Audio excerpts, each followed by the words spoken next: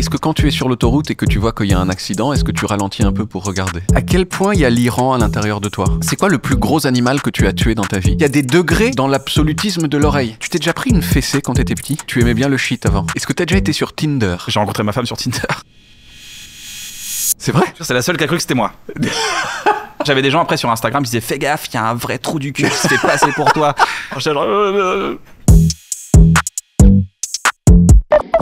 Salut, c'est moi le mug Smalltalk. Je parle jamais mais je suis là depuis le début. J'ai tout vu, tout entendu. Et aujourd'hui, je prends enfin la parole pour vous dire merci. Merci de suivre ce programme qui nous permet de recevoir des invités pour parler de tout sauf ce pourquoi ils sont connus. Et si vous, c'est l'inverse. Si vous aimez bien parler de ce pourquoi vous aimeriez être connu. Si vous avez plein de projets en tête, alors laissez-moi vous parler de Squarespace, le partenaire qui nous accompagne sur cet épisode et nous permet de continuer de faire des small talk de qualité. Squarespace est une plateforme de site web tout en un conçue pour vous permettre de vous démarquer et de réussir en ligne. Développez tous vos projets avec Squarespace. Obtenez un nom de domaine, créez votre propre site web avec un kit de design qui permet à tout le monde de faire des choses super jolies. Moi, par exemple, j'ai fait un site qui customise des mugs. Comme ça, à chaque épisode de Smalltalk, je mets le nom de l'invité dessus. Avec Squarespace, vous pouvez même augmenter l'engagement de votre audience et générer des ventes, quels que soient vos produits. Moi, par exemple, ce qui m'intéresse, c'est les mugs. Mais vous pouvez faire autre chose. C'est ce que vous voulez. C'est pas obligé d'être des mugs. Ça peut être, je sais pas moi, des grandes tasses avec une petite anse sur le côté et un petit dessin devant. Ok, c'est un mug, j'ai pas d'autre idée. Mais vous en avez. Et c'est super facile de les mettre en avant grâce à Squarespace. Alors rendez-vous sur squarespace.com et profitez de 10% avec le code SMALLTALK10. Voir conditions en description de la vidéo. Et tout de suite, votre Smalltalk.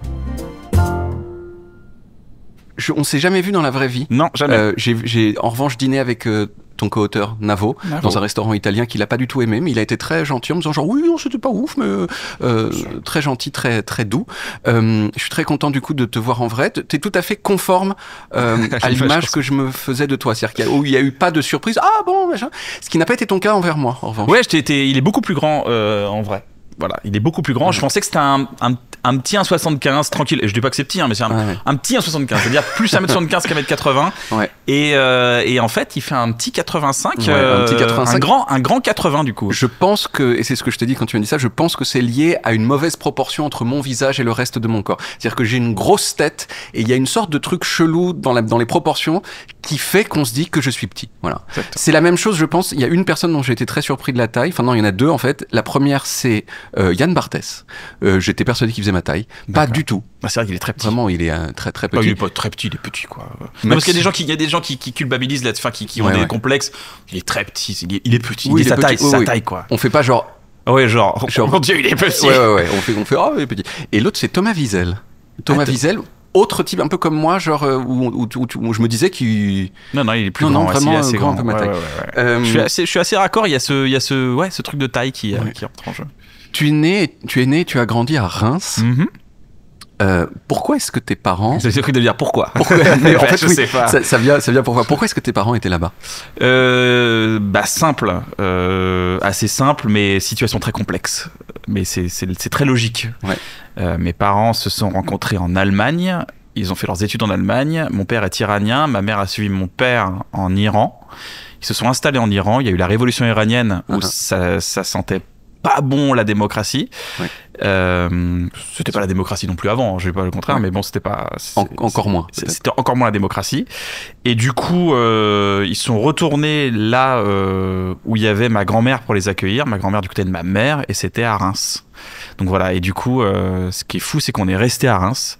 J'aime beaucoup la ville et tout, mais c'est mon père qui m'a dit un jour, on était en vacances dans le sud de la France, il m'a dit « Pourquoi on est resté à Reims ? Il y a du soleil là ?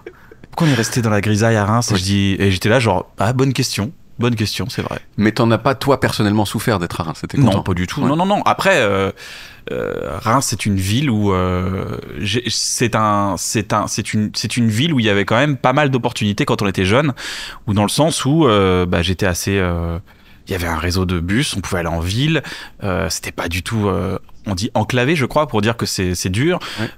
Il y a des festivals de musique, il y a des artistes qui venaient à Reims à côté ou pas loin, à Épernay, il y avait pas mal de trucs, il y avait des boîtes de nuit. Moi, j'ai grandi dans une jeunesse. En fait, j'ai grandi dans la jeunesse d'Orelsan, ce qu'Orelsan décrit. J'ai vécu la même jeunesse que lui, qu'il a vécu à Caen. Je pense parce qu'on a tous les mêmes centres-villes, on a les Foot Locker, Zara, H&M. J'ai grandi dans cette vie que je pense beaucoup de gens ont vécu. Ouais. T'as fait une vidéo d'ailleurs il y a 2 ans pour promouvoir ton spectacle où t'es retourné sur tous les endroits qui t'avaient marqué à Reims. Ouais. Bah parce que je faisais la Fnac avec les livres que t'avais pas d'argent pour acheter. Exactement, ouais. On allait à la Fnac pour chiller dans la Fnac. Et tu lisais les BD gratos. Et je me souviens, c'est à l'époque. Je n'osais pas. Mais je sais pas si tu te souviens qu'il y a eu une pub à un moment où ils ont remarqué que tout le monde faisait ça, et il y a eu une pub pour dire c'est pas grave, faites-le. Ah, et j'avais dit oh là là, comment ils ont fait ouais, ok, c'est bon, tu seras pas engueulé quoi. Méga stylé. Ouais. Non, c'était rendez-vous au McDo, mais sans aller au McDo. C'était un peu ça, quoi. C'était un peu. Dans ma tête, Reims, c'est un peu à cause du champagne, c'est un peu genre chic. Il y a cette image. Mais c'est pas vrai. Mais non, je pense pas. Moi, j'ai de la chance, j'ai une partie de ma famille qui fait du champagne. Du coup, oui, c'est un peu champagne. Ouais. Bon, non, c'est plus du champagne. Ouais. Oui, du champagne. Oui, bah on ouvre une bouteille, quoi. Oui, c'est ça. C'est pas genre champagne. C'est du cidre. Ouais. Bah, j'ai joué. Mais Reims fait danser. Reims Électro fait danser le monde entier, et Reims Champagne. Leur bourre la gueule. Non, mais bourre la gueule au monde, comme le bourre la gueule au entier, mais avec des petites bulles. Ouais, avec des petites bulles sympas. À quel point il y a l'Iran à l'intérieur de toi? C'est plus au niveau de mon estomac, et c'est plus dans la nourriture, la culture de la nourriture. Je parle iranien, mais j'ai appris quand tu vois qui est Kairon. Oui. Kairon, un jour, il m'a entendu parler iranien, il m'a dit tu parles avec un accent, et surtout t'es vulgaire. Et moi, j'ai juste parlé l'iranien de mon père, tu vois. Et en fait, je me rends compte que mon père était vulgaire en iranien. Il arrêtait pas de me parler vulgairement. Et j'étais là genre, en fait, j'ai appris le dialecte d'un gars, quoi. J'ai pas appris l'iranien. Oui. Et donc je parle iranien. Quand je rencontre un Iranien, j'ai l'impression que c'est quelqu'un de ma famille, parce que j'ai rencontré que des gens de ma famille à l'époque. Et surtout, c'est la bouffe, quoi, la transmission de la bouffe. Et j'essaie de transmettre ça aux gens qui viennent à la maison. Et surtout, j'ai la chance de vivre avec une femme exceptionnelle qui, pour me faire plaisir, a appris à faire à manger iranien et qui me gâte. Et c'est quoi les trucs importants de la cuisine iranienne qu'on peut pas rater? Le riz, mais surtout alors ça c'est un truc qu'on peut apprendre aux gens, un truc qui change la vie. Voilà, parce que les gens, ils aiment pas le riz. Ils disent le riz c'est relou, ça colle, c'est gros, c'est costaud, ça se bouffe mal. En fait, le problème du riz, et ça c'est un vrai truc, c'est vraiment c'est un move culinaire qui peut changer ta vie avec le riz. Tu prends le riz, tu le laves à l'eau froide. Quand l'eau va monter, elle va devenir colorée, c'est-à-dire qu'il y a de l'amidon qui va se séparer. L'amidon, c'est ce qui constipe le riz. C'est ce qui fait que quand tu es un peu dans des gastro et tout, tu dis on mangeait du riz blanc, ça va normalement éviter la diarrhée. C'est une sorte de ciment du cul. C'est ça, c'est exactement. D'ailleurs, c'est un très beau t-shirt. Le riz, c'est le ciment du cul. Je dis juste que tu laves le riz plusieurs fois jusqu'à temps que l'eau soit claire. Une fois que l'eau est claire, là, à ce moment-là, tu auras un riz qui ne colle pas. Tu auras un riz, tu mets une petite noisette de beurre, un peu de sel. Si tu as un peu de safran parce que tu es iranien, tu mets du safran. Et tu mets la casserole, tu mets une demi-phalange d'eau au-dessus du riz. Je t'explique vraiment le secret de l'Iran. C'est vraiment le secret du riz iranien qui est un riz de ouf. Tu mets du beurre, ils mettent à blinde de beurre. Eux, ils mettent beurre, ils mettent un peu d'huile des fois. Et vraiment, c'est des ouf. Et après, tu mets du sel. Bon, tu mets ça dans l'eau, dans la casserole, dans la casserole en même temps que l'eau, c'est-à-dire que c'est pas après une fois que t'as égoutté le riz. Non, tu mets le beurre dans l'eau.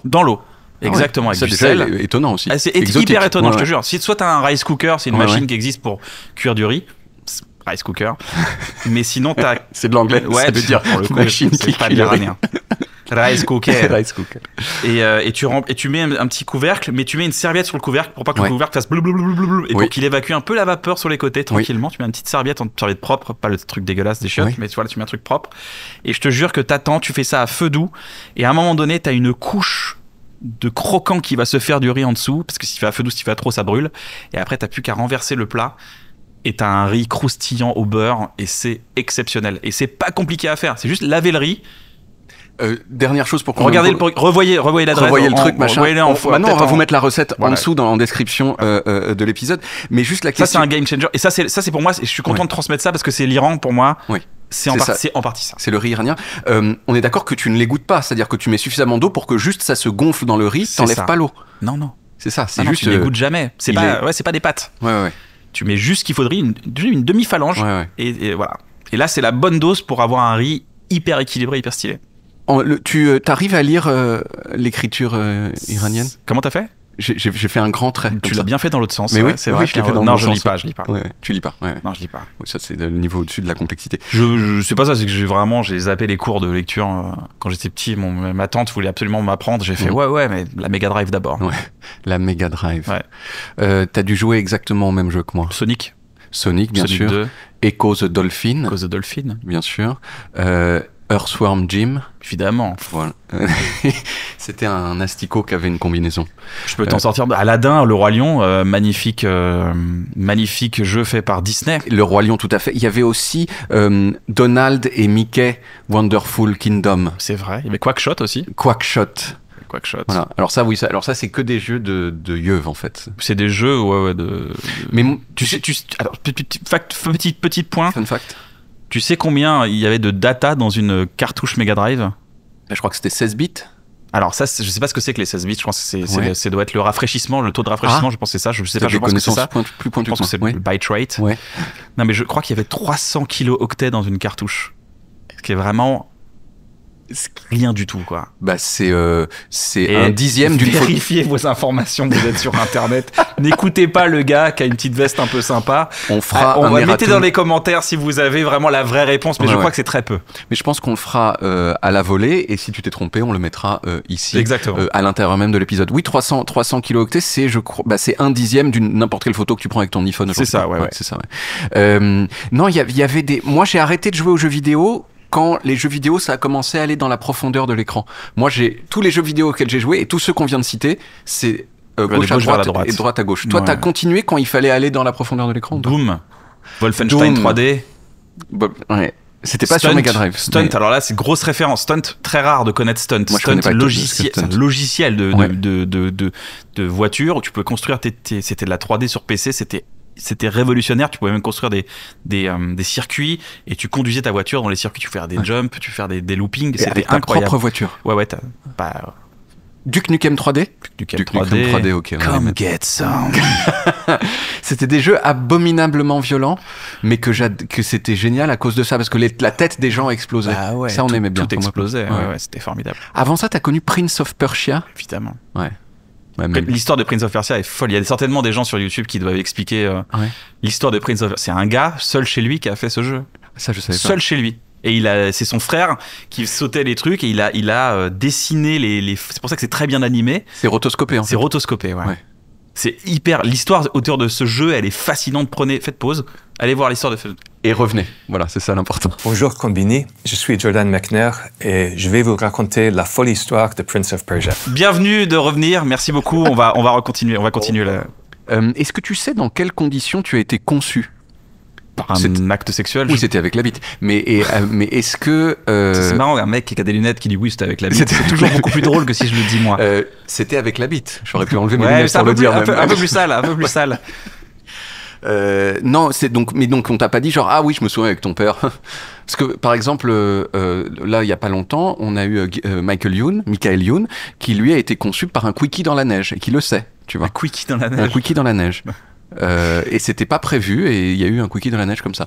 Toi, non, toi c'était un acte d'amour très. Écoute, mes parents ne m'ont jamais parlé de sexe.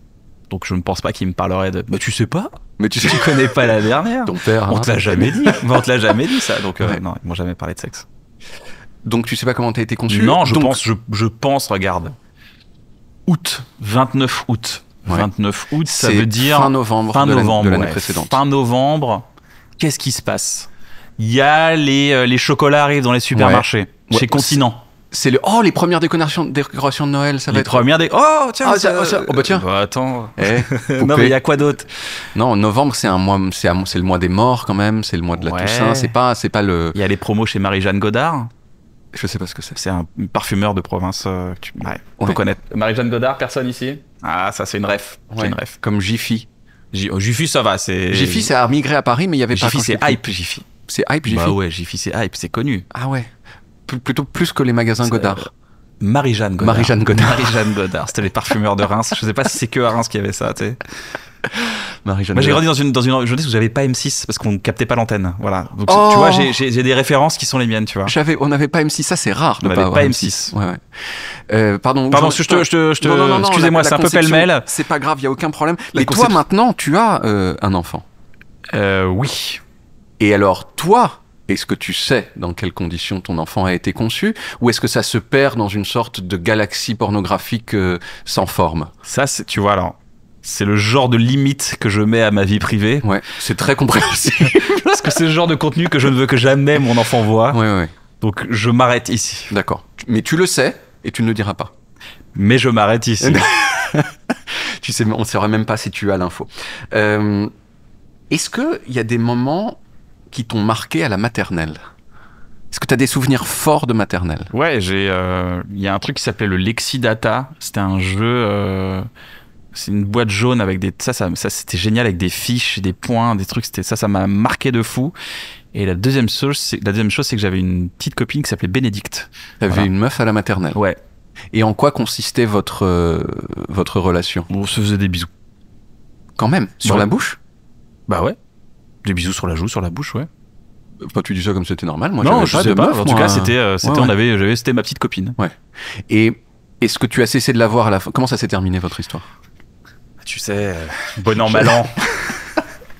On a pris chacun, vous aviez... À un moment Vous donné, êtes voilà, devenus on trop s'est rendu différents, compte qu'on en fait, était, on allait sur deux trajectoires totalement différentes. Et Ouais, puis, vers 23 ans, je me suis dit, écoute, ça serait bien qu'on arrête. J'ai d'autres choses à vivre. Il s'est passé combien de temps entre Bénédicte et ta deuxième petite amie? C'était en CP. Le mec péchotait Ouais. tout le temps. Une fille qui s'appelait Céline. Mais c'est elle qui m'a pécho, hein. C'est pas moi. Moi, j'étais dans le bus, on rentrait d'une balade, tu sais, c'est marrant parce que j'ai jamais parlé de ça. On rentrait, très bonne interview, je dois le dire, très croustillante en termes de thématique, formidable. Je me rappelle, c'est qu'elle m'avait dit, on était allé visiter un musée dans le bus qui nous ramenait, le car qui nous ramenait. Elle m'a dit, tu sais, je t'ai jamais embrassé. J'étais là genre. C'est vrai. C'est pour le coup, c'est vrai. C'est vrai. factuel. C'est totalement vrai. Elle me dit, si tu veux, quand on se dit au revoir tout à l'heure, on s'embrasse sur la bouche. Et j'étais là genre, waouh. Et elle m'a embrassé sur la bouche. Et c'était, j'ai eu quand j'ai vu Forrest Gump, quand il dit c'était comment le bisou, il a dit mouillé. Et ben c'était vraiment la même sensation. J'ai dit, ah, c'est mouillé. C'était une guélan ou c'était un smack? Non, juste un smack. Un smack, Ouais. d'accord. Et Magellan est arrivé beaucoup plus tard. Ah oui, non, la langue c'était. donc là, on est quand même dans l'extrême précocité. Je peux le dire parce que du coup, j'ai posé la question à pas mal de gens. La guélan n'était pas précoce, elle. La langue c'était beaucoup plus tard. Ça, c'était Collège. Ouais, même un peu plus tard. Hein, ouais. Après, j'ai vraiment collège sans meuf, quoi. Lycée sans meuf. Le gros moment de succès de ton existence avant le début des années 2010, c'est donc 4, 5, 6 ans, en fait. C'est ça. C'est ça, il y a eu un Vraiment, je crois que la langue, c'est arrivé à 17, 18 ans, un truc comme ça, ouais. Du coup, pas du tout précoce. Ouais. Mais Mais attention, est-ce que c'est grave? non. Non, voilà. C'est important de le dire. Il y a des gens qui nous regardent, ils disent, bah attends, Ouais. j'ai 47 ans, j'ai embrassé personne encore, est-ce que c'est grave? Non, enfin, ça ne te fera pas mourir. J'imagine que tu vas pas te sentir très bien quand même. Mais est-ce que c'est pas uniquement à cause du regard des autres Je que pense tu que te c'est le sens regard mal? des autres qui Ouais. compte.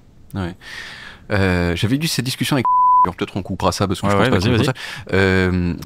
Avait dit que son papa, il avait fait l'amour très jeune. Et moi j'avais fait genre wow, Ah ouais, genre mais genre 13 très ans. jeune, genre. Genre 13, tu vois.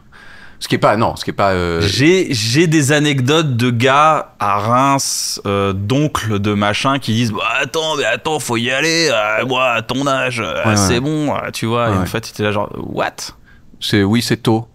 Moi, j'ai vraiment un gars, un jour à Reims, il m'a dit, c'est un daron, hein, c'est pas quelqu'un de ma famille, il m'a dit on avait 20 piges, on jouait à StarCraft toute la journée avec mes potes, donc on n'était pas en mode meuf du tout. Ouais. Et il nous a dit les gars, mais moi j'avais 14 ans, j'avais vu la meuf, elle avait 50 balais avec ses gros lolos, et là, on la baisait et tout à coups de pelle, et je prenais une pelle dans le. J'étais là genre mais qu'est-ce qu'il raconte? Bah oui, je chope une pelle, hop on lui met et tout avec mon copain et tout, elle était là, on leur demandait, je suis là mais À quel moment t'as cru qu'on allait croire cette histoire? La pelle, c'est vraiment le truc de trop. Non, à quel moment tu fais? T'as foiré ton T'es mensonge dedans là. et tu fais genre. Ce serait pas une pelle que j'aperçois là? Eh ben, Non mais parfait, vraiment, c'est et ça que je j'ai un cherchais. peu grandi dans ces gens qui se vantaient en permanence de dire que c'était des héros sexuels. Et toi, t'as pas souffert que ta Guélan arrive tard? Non. Aucune souffrance. Non, après j'étais très amoureux. Et à sens unique quoi. Donc Pendant toutes ces années avant la Guélan. J'étais pas mal triste. J'ai beaucoup pleuré. Tu t'es pris des râteaux frontaux à cette époque? Oui, des râteaux. Ouais. J'allais voir une meuf, mais après la technique c'était j'allais voir une meuf, je lui donnais un cadeau et je disais je t'aime. Donc c'était pas ouf quoi. C'était trop tôt? Bah. En fait, tu perds. Tu crois que tu perds? J'en parle dans mon spectacle. J'allais voir une meuf avec des bonbons et je disais voilà je t'aime et tout. Et elle est partie en pleurant. Je me rappelle ce jour-là. Elle était là genre non. Puis tu sais qu'elle me l'a ressorti 30 ans plus tard. On s'est revus, on a visité l'école et tout. Elle m'a dit au fait Kian, je voulais te dire, je me suis senti conne d'être parti en pleurant ce jour-là. C'était tellement mignon ce que t'avais fait. Puis tu sais genre oh. D'où venaient les larmes? Mais je ne sais pas. Ouais. C'est peut-être l'émotion, le côté, je sais pas, c'était étrange. C'est genre, oui, je vois et peut-être le truc, je sais pas quoi faire avec mon Mais visage, j'ai pas envie, mais j'ai pas géré. Ouais, non, mais je sais pas gérer. Donc elle m'avait dit, surtout, elle me dit, je me rappelle. Je m'en rappelle et je me suis senti vraiment. Elle m'a dit, ouais, je me suis senti vraiment un peu effronté d'avoir fait ça. C'est dommage. Je sais pas. D'autres râteaux? Parce que tu as l'air d'en avoir une. Non, mais ils étaient assez équivalents, ces râteaux-là, c'est-à-dire toujours une proposition un peu exagérée. Non, mais très amoureux tout de suite, très amoureux et non. Ouais. Et j'ai longtemps, j'ai eu ce truc de ne jamais. Il y a des moments, je préférais vivre mon amour tout seul dans ma tête qu'on me dise non et ne pas le vivre.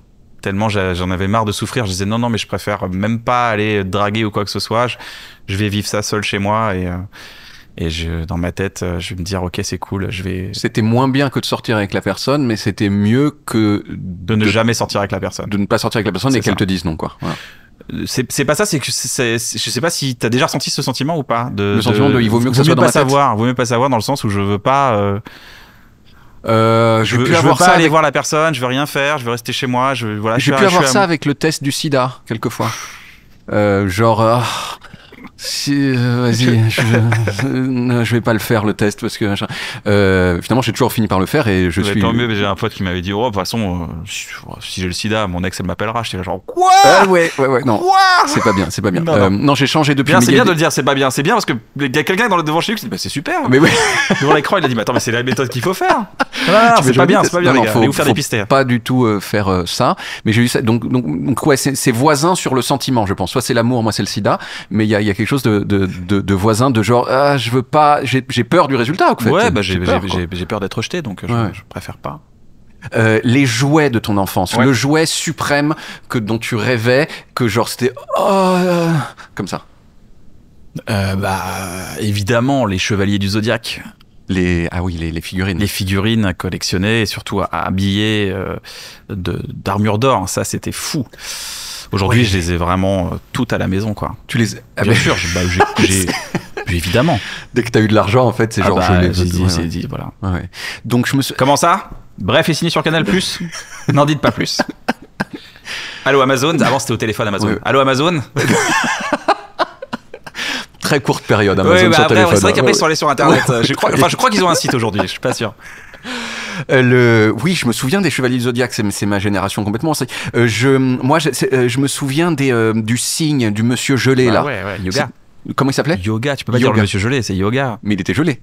Lui, il était pas gelé, il avait les points qui envoyaient de la gel. Les gens. Tu vois, ça faisait comme ça, comme quand on te brûle des verrues ou des trucs comme ça. C'était exactement de l'azote liquide, un peu. Voilà, liquide, ça, dans les mains. Pour le coup, ses ennemis avaient très peu de verrues. Voilà.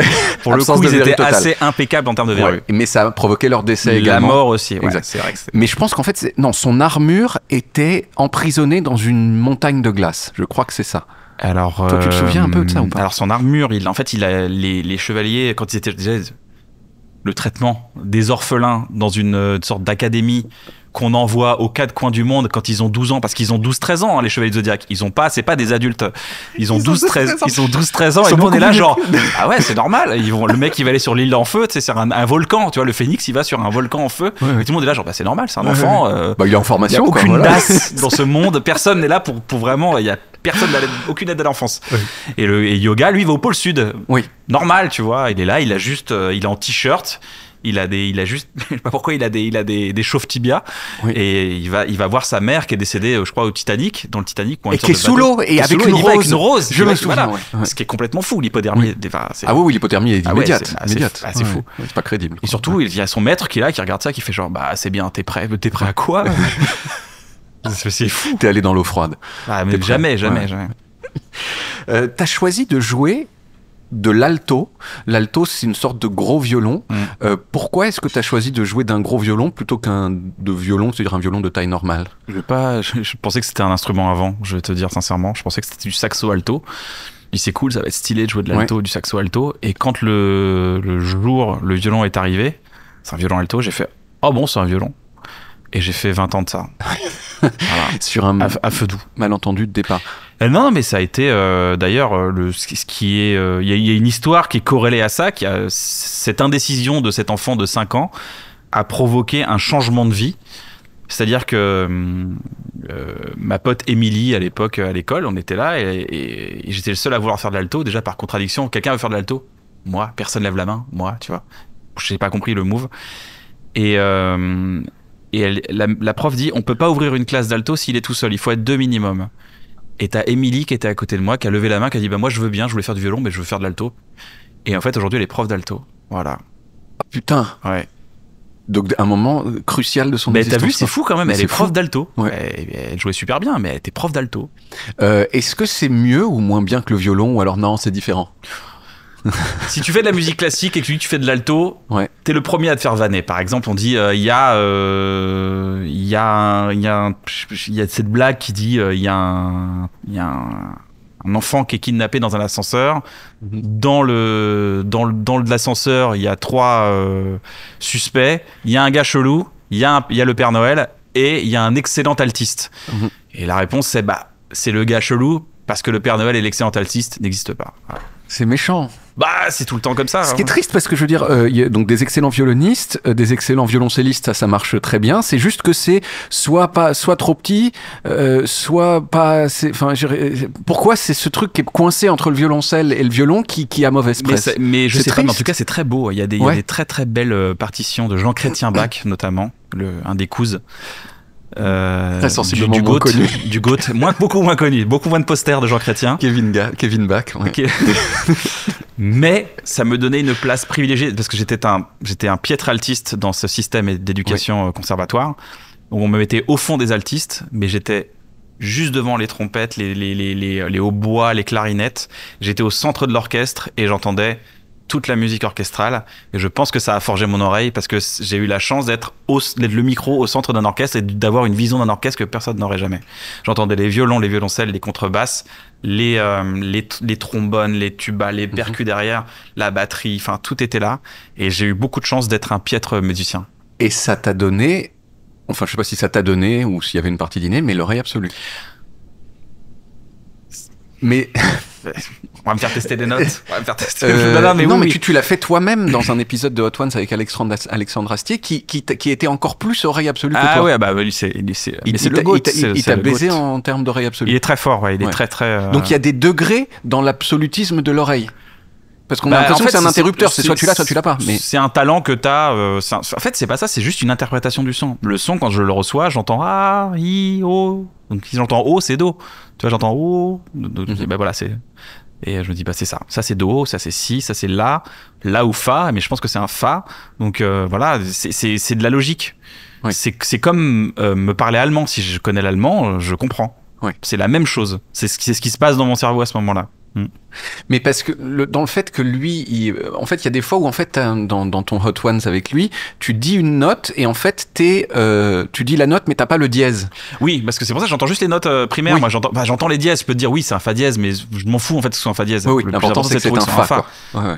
Fa dièse, c'est juste un demi-ton au-dessus, c'est pas grave. Mais c'est pas parce que le métronome, pas le métronome, le diapason que t'as dans la tête, il est pas tout à fait. Si, non, mais j'entends un la dans ma tête, là, je l'entends si je veux. Mais c'est pas. Tu peux faire un la, s'il te plaît. La. Ça, c'est un la 440 à mon avis. Ouais. On teste, machin. Vas-y, on essaye. Chercher un la, on va trouver un la, sinon comme ça, on est. Ouais. Donc elle est un peu au-dessus. Peut-être que je me suis trompé. Bah, peut-être que la guitare est mal accordée. Ça, c'est quand même. Non, mais c'est possible, mais bon. Ouais. Enfin, les cordes sont bien accordées ensemble, mais peut-être qu'il n'est pas à 440. Si. Moi, je l'ai fait un peu plus bas. Tu arrives à refaire ce que tu as fait tout à l'heure là? Ouais, c'est mon. J'ai fait la. Tu vois? Mais donc j'étais juste en dessous. Oui. Donc peut-être que je me suis trompé. C'était pas un la 440 que j'avais. C'était une oreille relative. Du coup, c'est pas une oreille absolue. Ouais. C'est un moment délicieux. Ah bon, du coup? Ah non, j'ai adoré tout ça. Je compte sur vous pour faire un montage exceptionnel de ce qui vient de se passer. Ça va être super. Elle est clairement pas accordée, la guitare aussi. Ah, elle est peut-être accordée un peu au-dessus, ouais, peut-être. Mais ce qu'il faut savoir, c'est appeler quelqu'un et écoute la sonnerie, parce que c'est un la. Ouais. 440. Avant, c'était quand tu décrochais le téléphone. C'est le la 440. Et maintenant, il n'existe. Ça fait plus. Ça, c'est un truc de boomer. Quand vous décrochiez. Déjà, tu décroches. Tu décroches. Au lieu que tu décroches comme ça. Quand tu décrochais un téléphone avant, il y avait une tonalité. Et cette tonalité, c'était un la 440. C'était comme ça qu'on accordait les guitares. T'étais quel genre de garçon quand t'avais ces âges-là, disons entre 10 et 12? T'étais comme ça ou plutôt... Je sais pas, je crois que j'étais sympa, hein. Ouais. J'étais un gamin sympa. T'as jamais t'étais pas, parce qu'il y a un moment... J'étais bully un peu, j'étais bully dans mon quartier, ouais. T'étais bullied ou bully? Ah, t'es bully. Ouais. Ah, donc t'étais pas sympa. Ah, bullied, pardon. T'étais bullied. On disait bullied. Bah, quand on te bully, tu es bullied. Ah, tu es bully, c'est le méchant, tu es bullied. D'accord. T'es un bully ou alors tu es bullied par le bully. D'accord. Voilà. Maintenant, j'étais bullied. T'étais bullied? Ouais, j'étais à fond bullied. Oh non, pour quelle raison? Bah, aucune raison. Juste parce que, en fait, dans mon quartier, il y avait un délire où ils étaient un peu, j'ai vu que je faisais de la musique et j'allais pas à l'école du quartier. Oui. J'étais considéré comme un intelligent. Et l'intelligence, c'était un facteur de destruction, visiblement. Il fallait détruire l'intelligence. Et du coup, je me rappelle, un jour, j'avais dit... ils avaient dit une connerie et je dis, mais non, mais les gars, c'est pas héréditaire. Et le mec m'a dit, ah bah héréditaire, ça, il ressort les mots scientifiques. Et il m'a plaqué au sol et voilà. Donc j'ai grandi un peu. Tu l'as cherché un petit peu. Je dis héréditaire, c'était les mots scientifiques. Donc j'ai grandi un peu dans cette ambiance-là, ouais. Mais en fait, quand il y avait mon frère dans le quartier, parce que mon frère avait 4 ans de plus que moi, donc quand j'avais 10 ans, il avait 14 ans, il jouait encore avec les gars du quartier. Ouais. Après, il s'est éclipsé parce qu'il a eu son adolescence, Kurt Cobain, avec ses potes, le rock'n'roll, les jeans troués, tout ça. Il est parti lycée, machin, il était plus dans le quartier. Et à ce moment-là, j'avais plus la protection de mon frère. Du coup, ils se sont mis à me péter un peu la gueule. Et on t'a, genre, authentiquement pété la gueule. On me plaquait au sol, on m'étouffait, quoi. C'était pas très agréable, quoi. C'est pas des gifles, des fois ça peut être des gifles, mais c'est pas. Et puis en fait, ce qui est fou, c'est qu'après tu te relèves et tu traînes avec eux, quoi. C'est ça qui est dingue. Je me souviens. Tu vois cette ambiance, genre, déjà, tu fais bon, ok, on fait un foot, allez. Et c'est bizarre. Mais tu sais que je m'en suis rappelé quand j'ai écrit mon dernier spectacle. Je me suis dit, putain, c'est vrai. En fait, c'est pas cool. Ah, mais c'est des humiliations. C'est humiliation totale. Violentes que plus jamais tu vis dans ta vie normalement, quoi. C'est ça. Ouais, on m'a très peu. Ouais.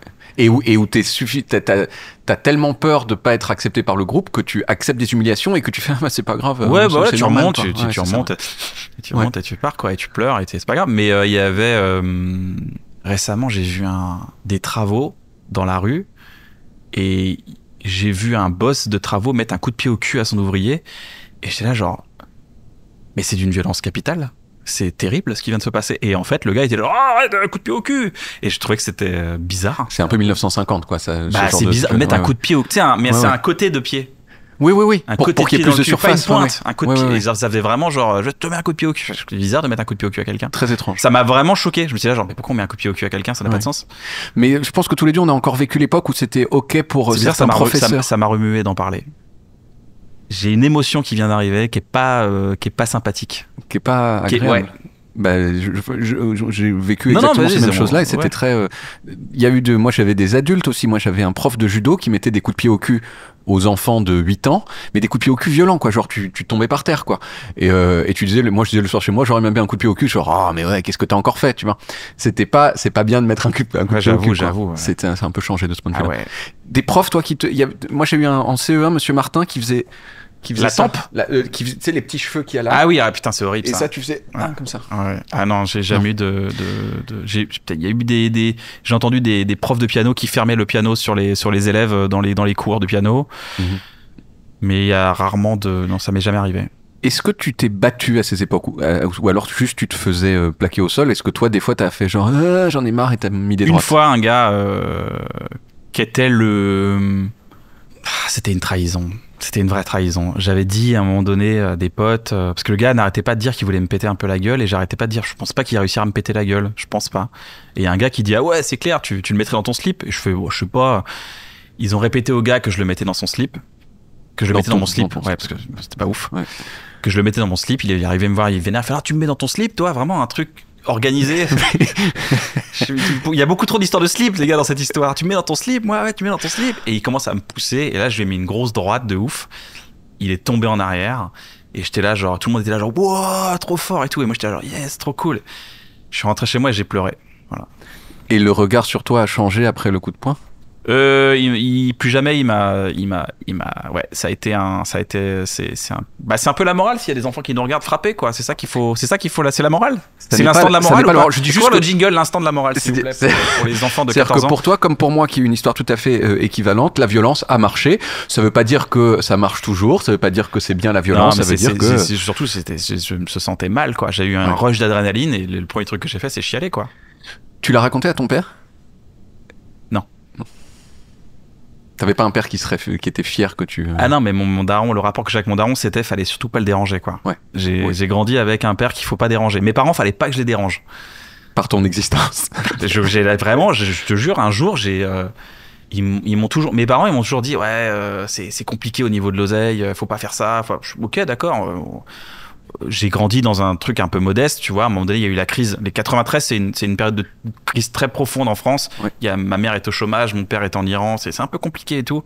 Et à un moment donné, on nous propose, je crois, il nous propose de faire un voyage à New York. Et je crois que c'est un truc comme 120 francs pour payer l'association. Ouais. Et après, on va vendre des pains au chocolat dans la cour de récréation. On va récolter des pièces de 5 balles. Et grâce à ça, on va financer le voyage à New York. Ouais. C'était pour sensibiliser les jeunes, l'argent, machin et tout. Et on partait à New York. Et moi, on m'a dit, tu veux venir à New York? J'ai dit, ah bah non. Mes parents, ils ont pas d'oseille. Non. Et quand je l'ai dit à mes parents, ils m'ont défoncé le soir. Ils m'ont dit, mais c'est pas possible. Mais pourquoi on va passer maintenant? Mais on laisse ça, les 120 francs. Mais pourquoi t'as pas fait ça? Et j'étais là, mais je comprends pas, en fait, depuis le début, vous arrêtez pas de me dire. Donc c'est là que j'ai pas compris. Je dis, mais en fait, faut jamais parler à un enfant de ses problèmes de financiers ou quoi que ce soit. Ouais. C'est pas à lui de le gérer, c'est même pas à lui d'être au courant. Ouais. Tu peux, tu vois, et le truc, quoi. Et ça m'avait marqué. Je me dis, mais je comprends pas, en fait, parce qu'on me dit tout le temps, il y a pas d'argent, il y a pas machin, il y a pas de truc. Et tu vois, je me rappelle, j'ai voulu un vélo un jour, ils m'ont dit, ouais, tu payes la moitié.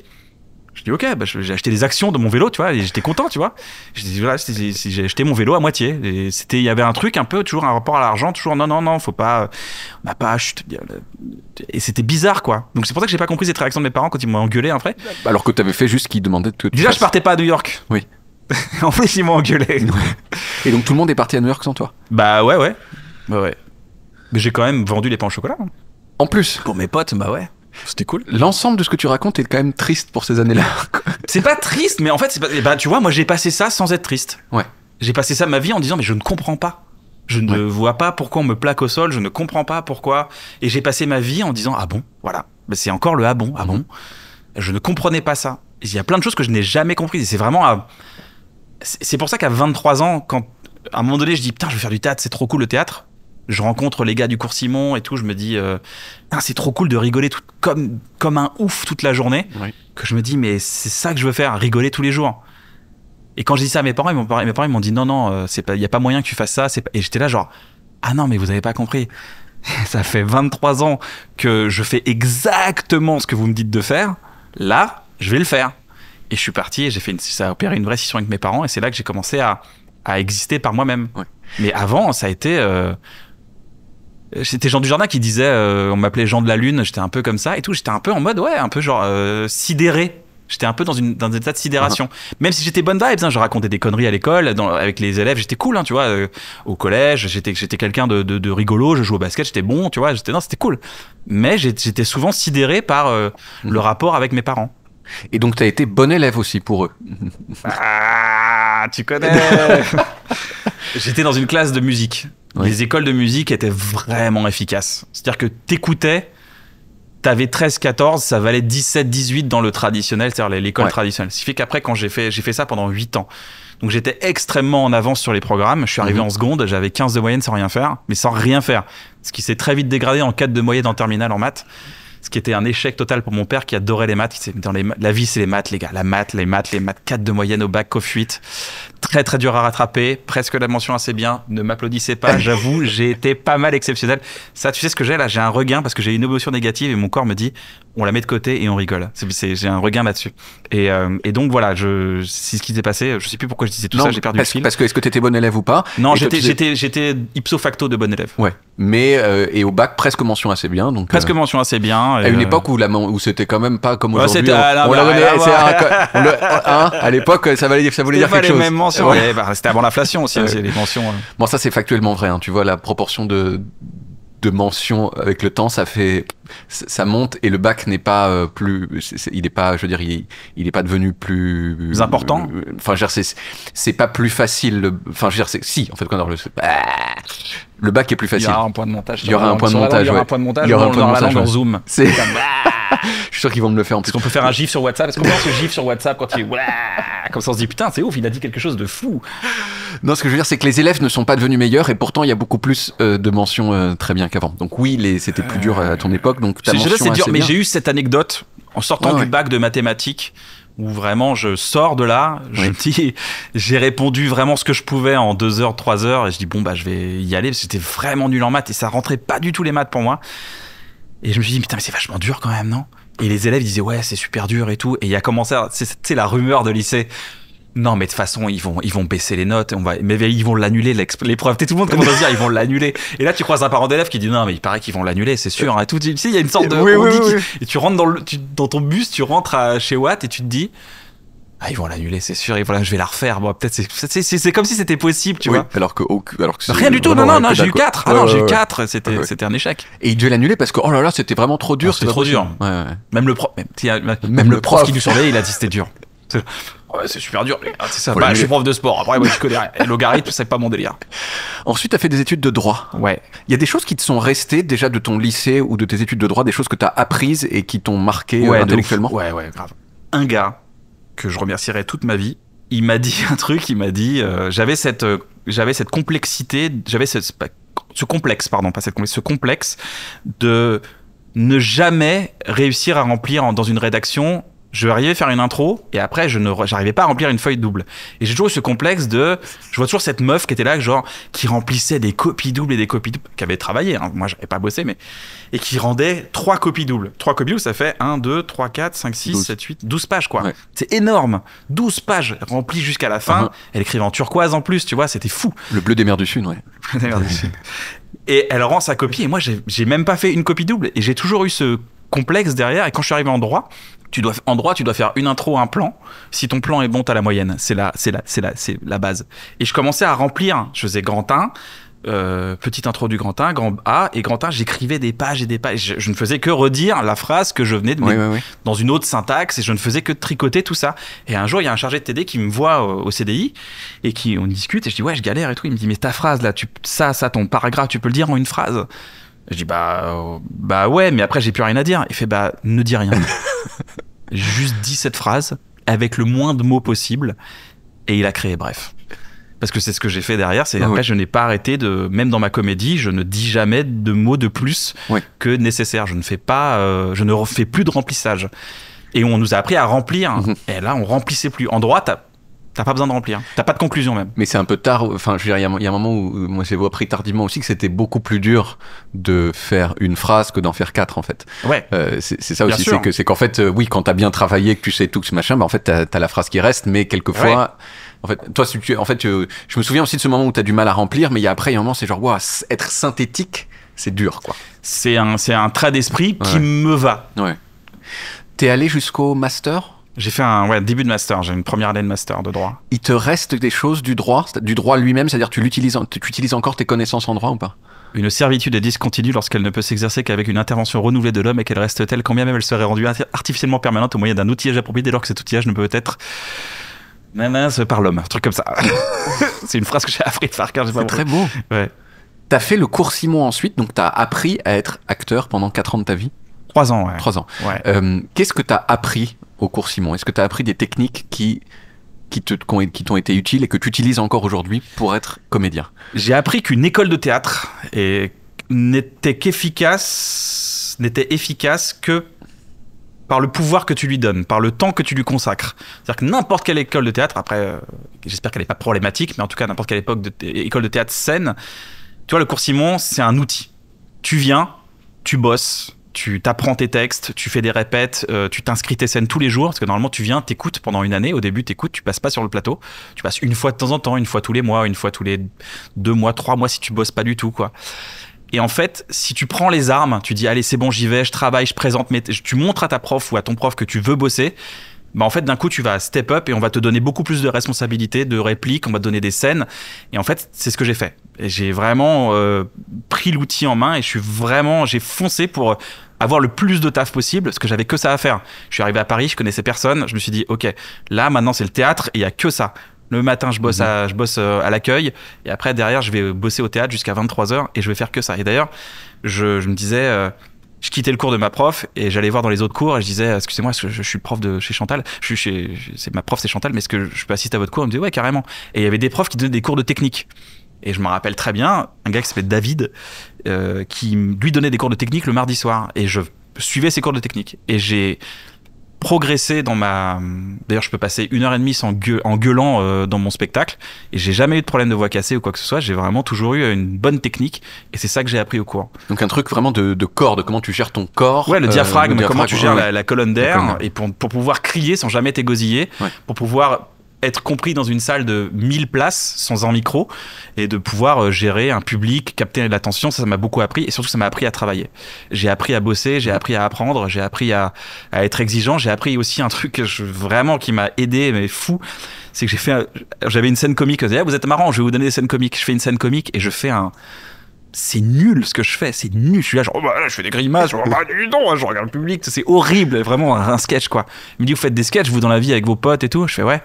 Fait monsieur, vous savez, la comédie, faut juste être sincère. Hein. Y a pas la grimace, ça sert à rien. J'étais là genre, mais non, c'est De Funès, faut être De Funès. Tu vois. Non, faut juste dire, faut juste ressentir les choses, le dire, et faites confiance à la situation, à l'auteur. Il a tout prévu pour vous. Et ça m'a appris à me dire, ok, je ne suis qu'un maillon de la chaîne, je dois être sincère, et c'est ce que j'ai recherché après pendant 3 ans, à être sincère. Et tu mets 10 ans à trouver la sincérité dans une phrase, dans une pièce. D'ailleurs, je pense que tous les acteurs, c'est la recherche de la sincérité dans ta phrase. C'est le combat d'une vie, quoi. J'ai bu trop de café. Non, ça me paraît très bien. Et tu veux un peu d'eau, peut-être? Ouais, je veux bien. Une petite pause eau. Pardon.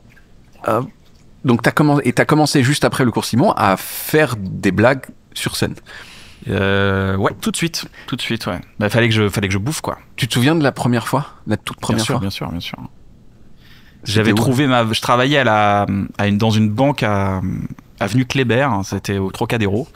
Et tous les matins, je me levais à 6h, 6h10. Je prenais le métro à 7h moins 10. Je me rappelle, je dormais dans la ligne 9 et j'entendais le métro Trocadéro. J'entendais parce que ça faisait tac-tac, tac-tac. Tac. Ça faisait ça et je me dis, je suis arrivé. Ça ne faisait jamais ça sur la ligne et c'est comme ça que je me disais, ça y est, je suis arrivé. Je dormais dans la ligne et j'écrivais mes premières vannes dans le métro et j'ai trouvé des trucs et j'ai trouvé cette première blague où je me suis dit, ça y est, je peux me lancer, j'ai ma première blague qui était, on m'a dit que dans la vie pour réussir, fallait être un bel enculé.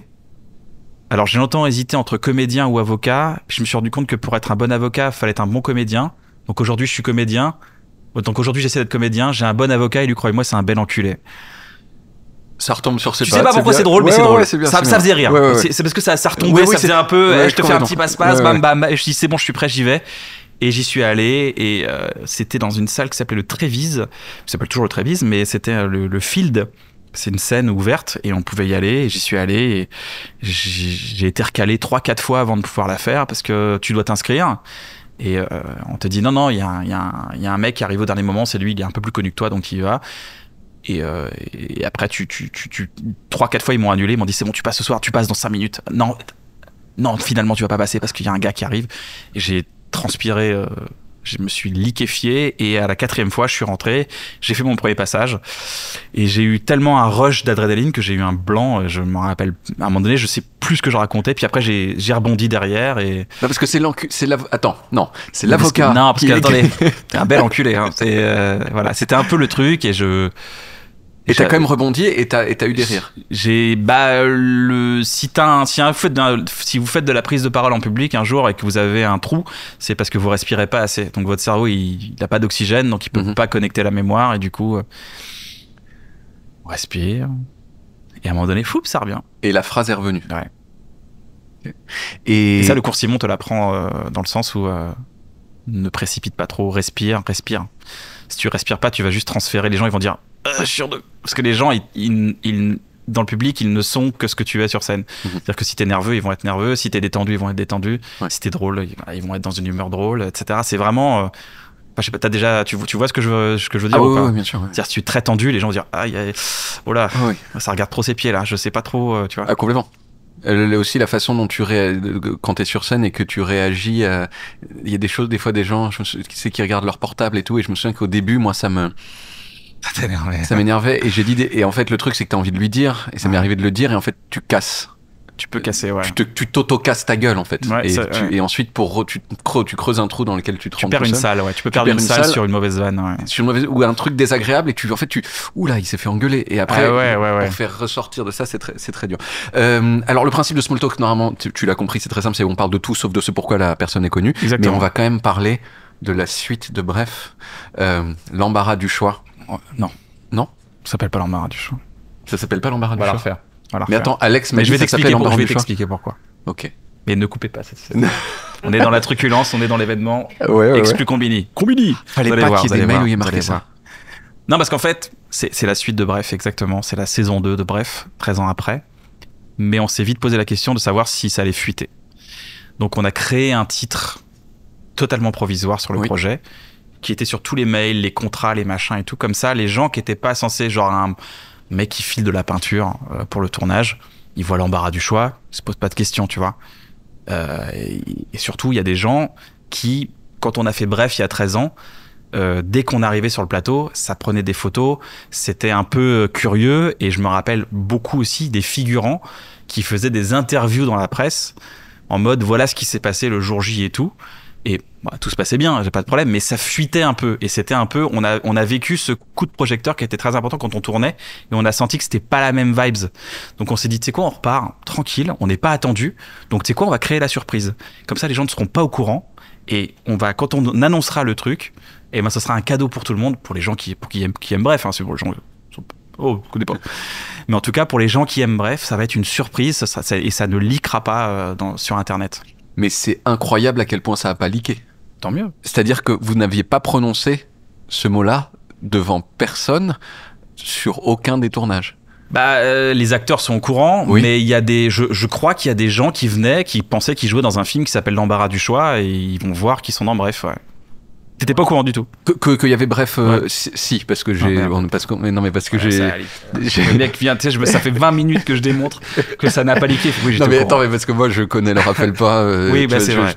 Tous ces gens-là, ils m'en avaient parlé un petit peu, donc je savais que ça allait marcher. Et je connais même votre producteur chez Disney+, avec qui le Kevin. Oui, c'est ça. Kevin. Voilà. Et donc, il m'avait pas dit. Je crois que si, il m'avait dit en fait. Moi, ça m'étonne pas. Voilà. Tout le monde à balance. Tout le monde dans mon dos à balance. Je crois qu'il m'avait dit. Donc, Yann, fais embarras du choix. Ça va? Bonjour, ça va? Tu veux un café? Super, vas-y, Yann. Mais tout à l'heure, le truc, c'est que hier, il y a Alex de Combini qui m'a dit genre, t'as bien reçu le truc de Bref? Je dis non, j'ai reçu un truc qui s'appelle l'embarras du choix, donc c'est pas ça. Parce qu'en plus, j'ai tapé l'embarras du choix sur Google, on m'a fait, c'est un film avec. C'est un film en plus qui existe. Ouais, c'est un film qui existe. Donc c'est encore mieux, c'est-à-dire que c'est avec la fille de un gars, une fille.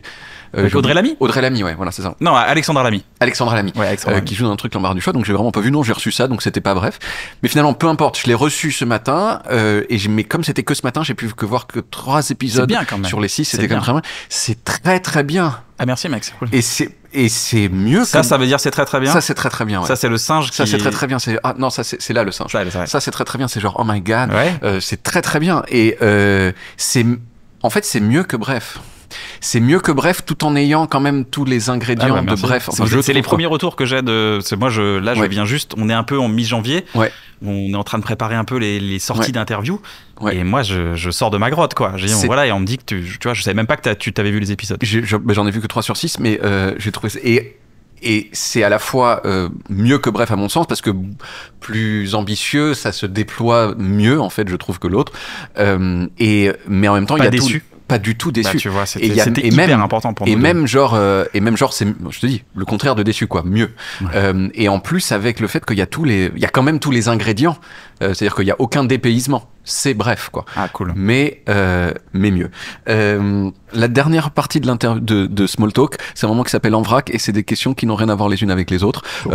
Parce que celle-ci, il y avait une petite chronologie quand même. Oui, c'est vrai, il y a une chronologie. Maintenant, il y en a plus.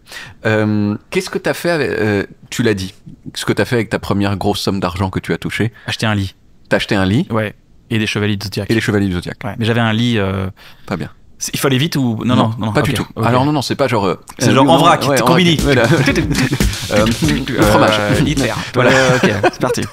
Donc je dormais sur un clic-clac défoncé et je me rappelle que je me réveillais la nuit parce que j'étais trop fatigué. Parce que j'avais mal au dos. J'étais là genre je suis trop fatigué, il faut que j'arrête de dormir. Oui. Donc voilà, c'était l'objectif. Je me rappelle, et quand j'ai eu une petite somme qui arrivait comme ça, une somme totalement irrégulière sur mon compte, j'ai acheté un lit tout de suite pour dormir. Qu'est-ce que tu penses de ton propre visage? Il te convient? Ouais. Okay.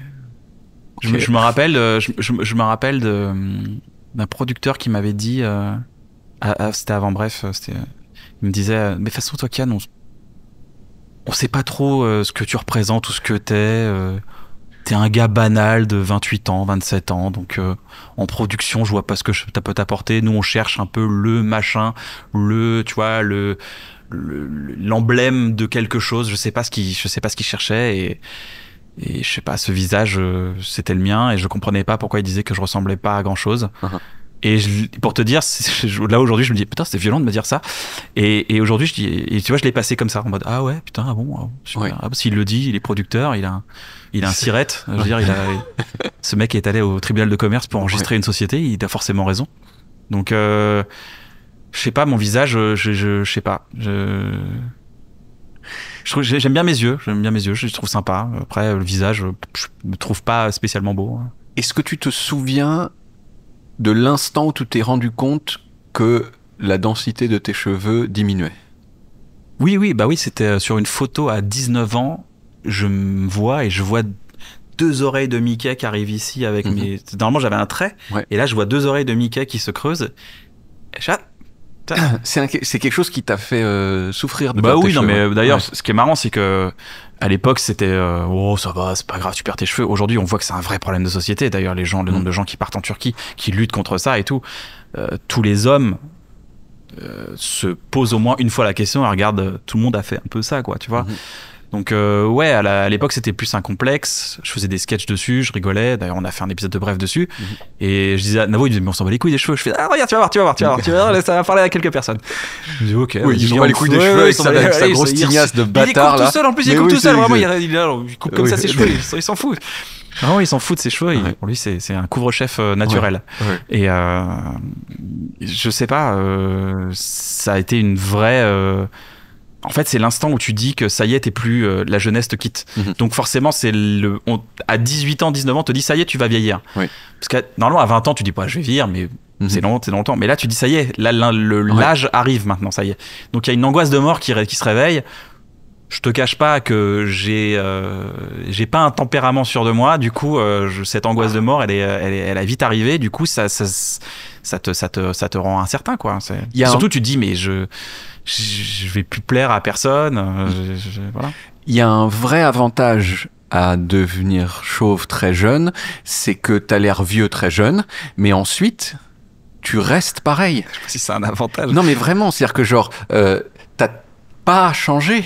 depuis 15 ans. Ah bah écoute. Alors que les gens qui deviennent, tu vois, genre oui, je vois ce que tu veux moi dire. j'ai fait une réunion de lycée les 25 ans de mon bac l'année dernière. Il y a des naufrages. Tu vois, des gens qui avaient Si des vous avez visages. été à cette réunion, émettez un doute aujourd'hui sur votre personnalité maintenant. Sur qui Il y a vous êtes, sur vraiment que vous dégagez. des visages qui se sont tellement dégradés. Ouais. Et toi, t'as une sorte de. On pourrait dire. Bon, alors, si c'est une dégradation, mais généralement c'est considéré quand même mieux d'avoir des cheveux que pas.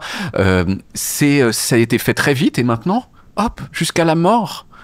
Tu seras la mort la plus tardive possible. Oui, on l'espère. Mais ouais. Ouais, le truc à faire. Tu as des névroses. T'en gardes des névroses aujourd'hui? Des névroses, généralement la définition de névrose, c'est on dit il y a des trucs qui, disons pour la plupart des gens c'est neutre, ou alors c'est légèrement désagréable, et pour toi c'est insupportable. C'est-à-dire Non, j'ai plus rien d'insupportable. du Insupportable, non, mais par contre en plus je me gère maintenant. J'arrive à comprendre quand je suis dans un. Tu vois, par exemple, à un moment donné, faut laisser aller. Il y a quelque chose qui arrive. Tu dois rendre un montage, par exemple. Ça c'est ma vie à moi. Je dois rendre un montage. Et tu t'essaies de garder le contrôle. Tu essaies de. Ah, mais attends, on va garder ça. Attends, on va chercher ça. En fait, laisse aller. C'est bon. Si t'as dit que c'était OK, c'est OK. Ne commence pas à tomber dans le contrôle friquisme. C'est OK. les tocs de vérification qu'il y a dans l'épisode, c'est des trucs qui Ça a été une grosse période de ma vie, ouais.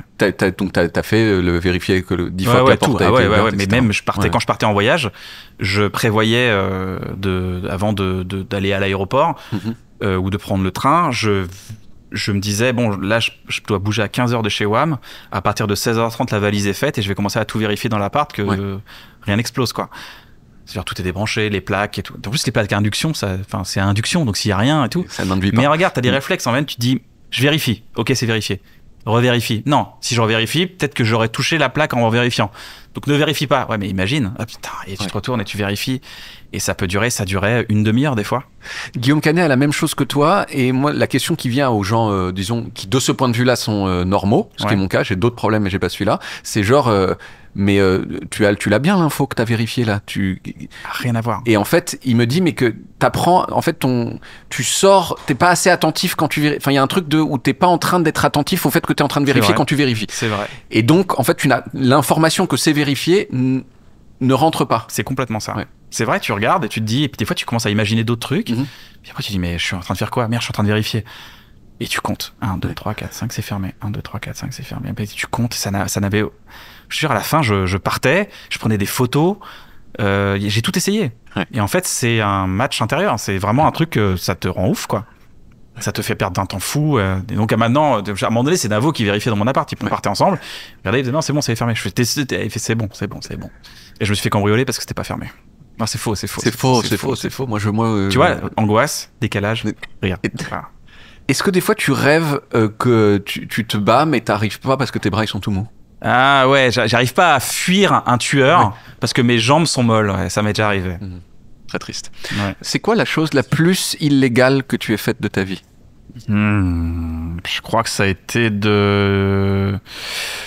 un jour dans le quartier, il y a un gars qui avait volé une bagnole et c'était de monter dedans. Et de me dire, mais qu'est-ce que je fais dans cette bagnole volée? Si jamais je fais arrêter, je vais me faire défoncer par mes parents. Déjà qu'on n'a pas d'argent, putain, merde! Voilà, la police! Donc je suis descendu de la bagnole au moment où j'ai réalisé, j'ai fait, ça n'a aucun sens d'être dans une voiture volée. Donc t'étais adolescent, quoi? Ouais, j'avais 4 ans.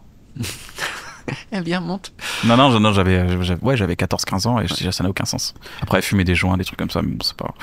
Tout le monde n'est pas égal aux joints. Il y a des gens sur qui ça fait beaucoup plus de mal que de bien, donc essayez d'identifier si ça vous fait du mal. Toi, tu aimais bien le shit avant? Non, mais j'ai eu des périodes un peu cycliques où je me soignais un peu à ça quand j'avais 18-20 ans. Ouais. Mauvais délire pour moi. Très mauvais délire. Délire à angoisse. Marche pas. Ça a marché genre quelques temps et après c'était une catastrophe. Ouais. Et je suis très content d'avoir arrêté. C'est vraiment très content de ne plus jamais toucher à ça. Ta plus grande douleur physique? Je saute 8 marches et j'atterris sur la cheville en L. La douleur, mais de 8 marches, ça fait pas, la cheville se plie en. Enfin, en L, c'est normal, mais c'est un L sur le côté, j'imagine. Ouais, la cheville est en L, quoi. Oui. Par exemple, le pied est censé être comme ça, là, il est sur la table. Ouais. Peut-être on la voit pas, très mauvaise mise en scène. Voilà, le pied normalement est comme ça et là il se retrouve comme ça sur le côté, enfin à l'arrière. La cheville fait un demi-tour carrément. Et c'est pas comme ça que les chevilles doivent être. Logiquement non. Ouais. C'est là je l'ai appris. Ouais. Non, et là la douleur, je me rappelle de faire et d'être c'était fou pendant genre vraiment 15 minutes. J'étais là genre mais c'est quoi cette douleur? Après et on te l'a. La dépression aussi, ça a été une vraie douleur. Ça, c'est une vraie douleur physique, c'est-à-dire que c'est 8 mois de carabiné au lit, de mort cérébrale et de culpabilité constante à te dire pourquoi je vais mal, parce que tout va bien, mais en fait, à te souhaiter d'avoir mal quelque part parce que tu vas pas bien, donc ça, c'est une vraie douleur aussi.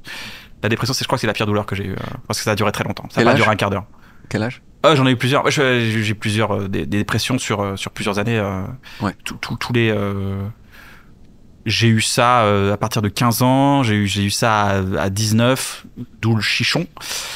J'ai eu ça à 25. J'ai eu ça à 28. Et après, j'ai eu moins ça parce que j'ai été encadré par un psychiatre et tout. Ouais. Sertraline. Sertraline, tu n'as pas pris de sertraline? Sertraline, non, je connais pas ce que c'est. C'est un antidépresseur. Ah d'accord, non, j'ai pas pris de sertraline. Ouais. C'est mon préféré. Ah bon? Ouais, il est bien, surtout à cause du nom. Ah, sertraline. Pour ne pas se jeter qui revient, c'est la sertraline pour ne pas se jeter par la c'est fenêtre.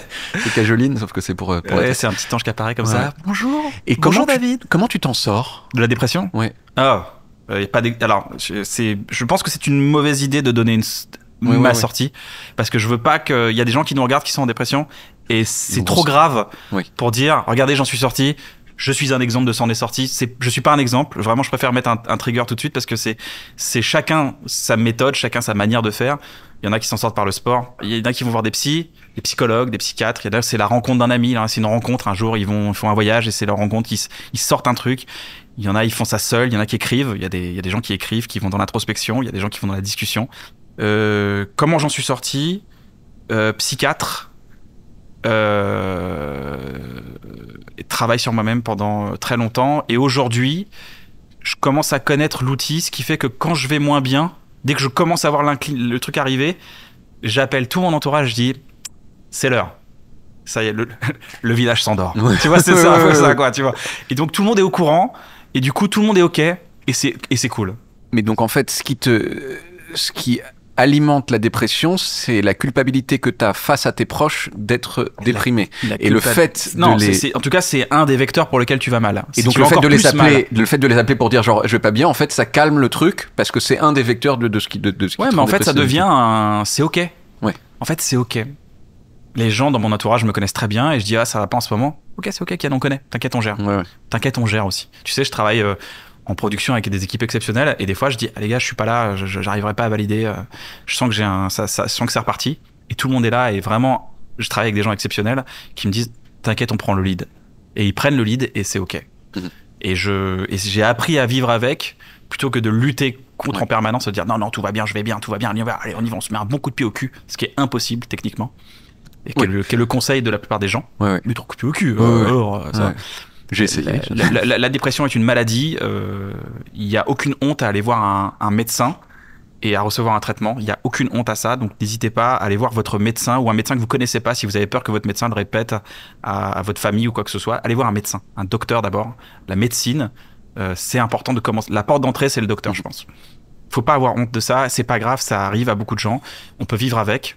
Je ne sais pas si tout le monde peut vivre avec, mais en tout cas, il y a des gens qui peuvent vivre avec. Et je vous le souhaite de pouvoir vivre avec. Est-ce que quand tu es sur l'autoroute... Sincèrement, je prends des pincettes parce que je veux vraiment pas être le... Non, mais surtout le truc, il y a une recette, etc. Trop de gourous sur Internet sur la dépression, et c'est trop dangereux. Est-ce que quand tu es sur l'autoroute et que tu vois qu'il y a un accident, est-ce que tu ralentis un peu pour regarder? Déjà, je ralentis parce que tu es obligé de ralentir. Oui. Mais non, je regarde plus. Je sais que d'ailleurs, il y a des pays où c'est illégal de regarder. Tu peux te faire une contravention si tu regardes. Et je trouve ça bien. Donc je trouve ça... Non, ça ne me regarde pas et je regarde pas, j'avance. Bravo. Non, mais je trouve pas ça... Ah non, mais c'est pas...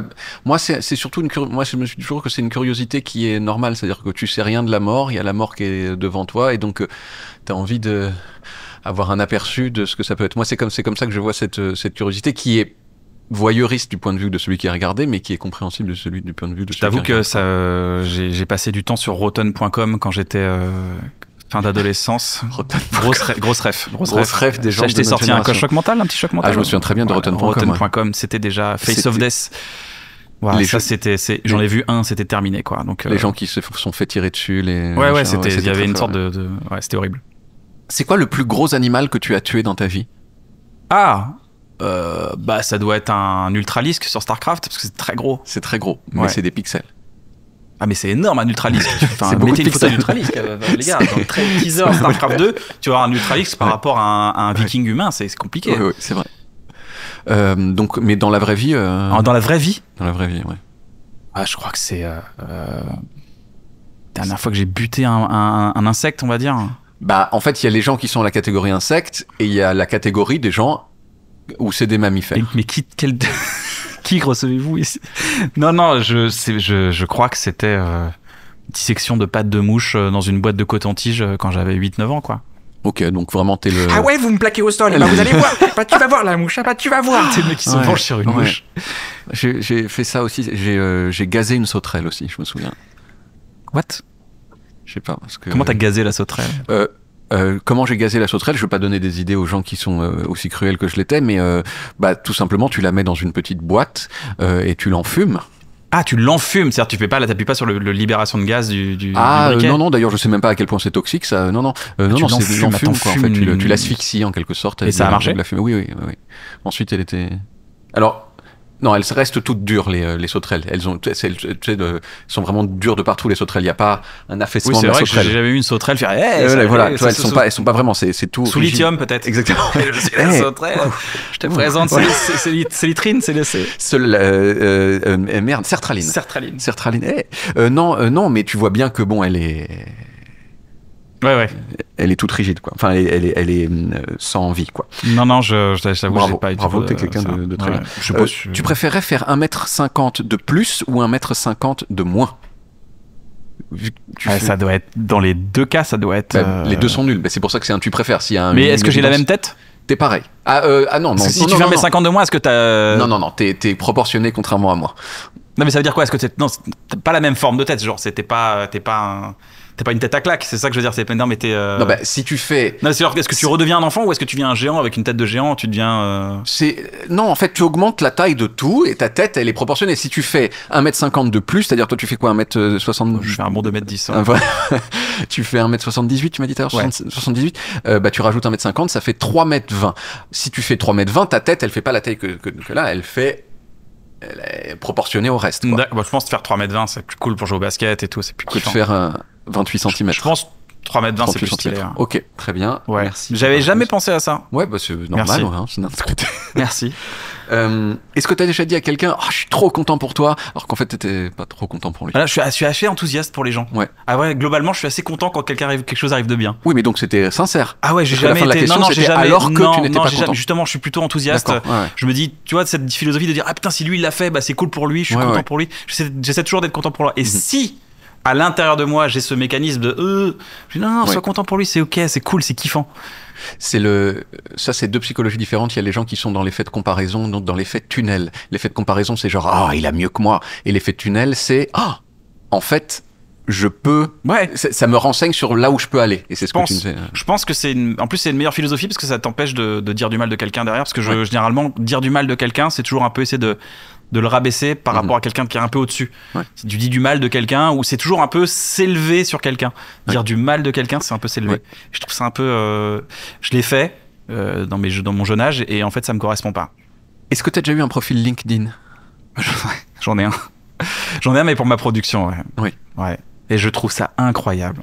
Pourquoi le festival? Déjà, je voulais étudier un peu la plateforme. Déjà, je me suis dit, on va regarder la plateforme, qu'est-ce que c'est? Je me suis inscrit, j'ai vu, après j'ai supprimé l'appli, je crois que je l'ai encore, mais j'y vais plus. Mais je trouve ça fou, ce monde où tout le monde est hyper content et tout le monde se félicite d'un truc. Il y a un mec qui dit... Déjà, le mec remercie toujours tout le monde d'avoir quitté sa boîte. Je voudrais remercier machin. Tout le monde est... On est dans un monde incroyable où il n'y a pas une mauvaise personne. Tu remercies tout le monde et tout le monde est là, félicitations, bravo, bon vent, bon courage et tout le monde. Et c'est vraiment bizarre de voir ce balai de gens enthousiastes. Je trouve ça un peu trop. Oui, de bienveillance en carton. En fait. C'est un peu trop Oui, oui, oui. pour croire à cette bienveillance. Est-ce que t'as déjà été sur Tinder? Ouais. J'ai rencontré ma femme sur Tinder. C'est vrai? Je te jure. Je te jure, c'est la seule qui a cru que c'était moi. Et et il y avait marqué quoi sur Tinder? J'avais le même problème j'avais le même programme que j'avais le même problème j'avais le même profil que Big Flo parce que Big Flo m'a piqué mon profil. Oui. C'était si j'avais voulu prendre la personnalité d'un mec connu, j'aurais pris Brad Pitt, pas moi. Et t'avais mis quoi comme photo? C'était moi. C'était toi, mais Ouais. dans des situations qui... Non, plus Ouais, ouais. plus de la vie de tous les jours. Ouais, ouais, ouais. C'était pas genre voici moi sur un tapis rouge. Et t'avais donc des gens qui te parlaient, qui disaient c'est vraiment toi, tu disais... Non, oui. j'avais des gens après sur Instagram qui disaient fais gaffe, il y a un vrai trou du cul qui se fait passer pour toi. Sur Tinder, j'étais genre jamais. Trop bien. Et donc t'as des bonnes histoires de Tinder à Mais j'ai part- rencontré ma femme. J'ai Ouais, rencontré ouais, ma femme ouais. sur Tinder. On est mariés Mais maintenant. ouais, mais c'est quand même fou. C'est fou, hein. Et donc la date, et donc évidemment, elle avait peut-être des doutes jusqu'au moment Après, où elle c'est savait arrivé. pas. Elle me connaissait, elle revenait du Québec. Elle savait pas trop le délire de Oui. qui j'étais. Je pense qu'elle. Oui. Elle a été assez honnête pour le coup et Ouais. c'est cool. On s'est jamais quitté. Est-ce que tu t'es déjà pris un râteau frontal à l'âge adulte? Ah oui, oui. Oui. Bah oui. Je Genre. me suis tapé un. J'avais fait une déclaration à une meuf et elle m'a dit bah franchement c'est hyper gentil. Je suis hyper touché, c'est hyper gentil de ta part. J'étais là genre et elle m'a dit c'est très courageux de faire ce que tu fais. Je dis, bah, et j'étais là genre et voilà. Bah, c'est courageux parce que tu peux avoir la réponse Oui, que je viens de mais de donner, toute façon, c'est-à-dire non, en vaut fait, mieux quoi. vaut mieux jouer vaut mieux être honnête et dire Ouais. les choses quand quelqu'un te plaît, dire écoute de trouver la classe de le dire, c'est ça. Ouais. C'est l'art, c'est comme un scénariste. C'est comme écrire une comédie romantique, tu vois. Tu dis, bon, bah, voilà, on sait qu'à la fin, ils vont terminer ensemble, mais Mhm. l'idée, c'est de comment ça se passe, qui sont les personnages, que font-ils dans leur vie. Donc, c'est toujours de trouver une manière un peu sympa de le faire, quoi. T'es jaloux en amour? Non, pas du tout. Pas du tout. Ah ouais, pas du tout. Zéro. Zéro. Et j'ai été une fois jaloux, mais je pense que c'est parce que j'étais avec la mauvaise personne qui s'amusait à me rendre jaloux, et ça, Ah oui. c'était pas sympa. D'accord. Mais sinon, Ah non, j'ai On s'est fait la grande plat. zéro jalousie. est-ce que tu pleures facilement? Aujourd'hui, oui. Dans quelle situation est-ce que tu Tout le temps. Dès que j'ai de l'émotion, je pleure, je laisse aller en plus. J'ai trop bloqué ça. T'as bloqué tes pleurs? Ouais, pendant ouais, ça j'étais dans une phase de. Je crois qu'on peut appeler ça une phase de dissociation, en fait, beaucoup pendant, on va dire, 25 années, 30 années. Et du coup, j'ai décidé d'accueillir. Quand je t'ai dit tout à l'heure, t'as vu, j'ai une émotion un peu négative, je l'ai accueillie tout de suite. Je t'ai pas dit genre, ouais, c'est cool, tout va bien, je fais le comique, tu vois. Non, je te l'ai dit. Parce qu'il y avait des moments où c'était bloqué, quoi, ça ne sortait plus, quoi. Dès que je voulais pleurer, ça faisait. Et ça bloquait complètement. Et... Ce bruit de mec qui arrête un coup dans Street Fighter. Ouais. Tu vois? Dernière question. Est-ce que tu as un savoir-faire impressionnant, mais pas utile au jour le jour? Tu as l'oreille absolue, est-ce qu'il y a quelque chose d'autre? À l'époque, j'arrivais à plier mon oreille. Ah, Je sais ça pas fait un si petit ça marche paquet. toujours. Tu vois, j'arrivais à plier. Ah, et elle restait pliée. Ouais, tu veux zoomer, Pat Le Guen? Pat Le Ken. Bref. T'es prêt? 3, 2, 1. C'est très bien. J'avais ça quand j'étais gamin et du coup, j'ai plus de cartilage dans l'oreille. Et du coup, Oui. maintenant, mon oreille, c'est de la peau. Ouais, c'est de la peau. Comme de la truc de couille, C'est ça, sauf ouais. que c'est sur les... J'avais un avalage de langue aussi bizarre que je faisais quand j'étais gamin et que C'est j'avais. peut-être ça J'ai ressemble ça au- aussi. J'arrive à faire craquer mon pouce. Le bout du pouce? Non, attends. Ah bah, bien sûr, maintenant ça n'arrive plus. Bon, vous rajouterez en post-prod. Genre, je sais le faire. Et regarde, quand je fais ça, ça déclenche la musique de la Marseillaise. C'est quand même fou. C'est incroyable. C'est quand même c'est- fou. c'est la Tu vois, magie. ouais, c'est dingue. C'est la magie. C'est dingue. Et j'arrive à me. Bah, ça, c'est vraiment un pouvoir que j'ai, mais par exemple, les gens vont le voir s'ils sont plan large. Mhm. C'est que là, je suis toi. 3, 2, 1. Voilà. Waouh, ça défonce sa grand-mère, sa race. Ouais. Du haut de mes 1m85, je suis étonné. Quelle grandeur, puis quelle chevelure. Ouais, c'est faux. Merci, Kian.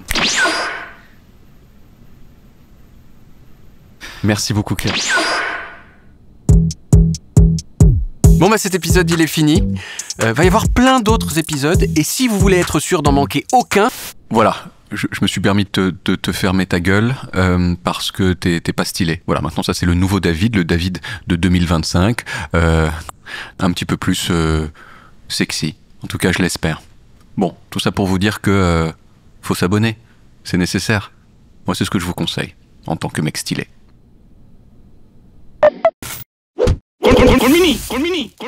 C'est que là, je suis toi. 3, 2, 1. Voilà.